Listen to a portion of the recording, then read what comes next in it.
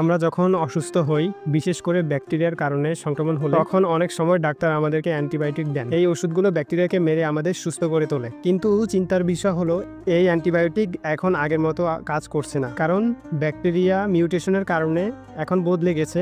ওষুধ আর তাদের কাবু করতে পারছে না। এটাই হলো অ্যান্টিবায়োটিক রেজিস্ট্যান্স। এই সমস্যা আমাদের নিজেদের তৈরি। আমরা অনেক সময় সর্দি, কাশি বা ভাইরাল জ্বরেও অ্যান্টিবায়োটিক খেয়ে ফেলি। ডাক্তারের প্রেসক্রিপশন ছাড়া অ্যান্টিবায়োটিক খাই, এমনকি আমরা ডোজও কমপ্লিট করি। কেউ আবার ডাক্তার না দেখিয়ে নিজের মতো করে ওষুধ খাওয়া শুরু করে, আবার একটু ভালো লাগলে সেই ওষুধটি বন্ধ করে দেয়। এতে অ্যান্টিবায়োটিক পুরোপুরি মারা না গিয়ে আবারও শক্তিশালী হয়ে ওঠে। আবার কৃষি বা পশুপালনের ক্ষেত্রেও অ্যান্টিবায়োটিক ব্যবহার করা হয়, যা এই সমস্যা আরও বাড়িয়ে দিচ্ছে।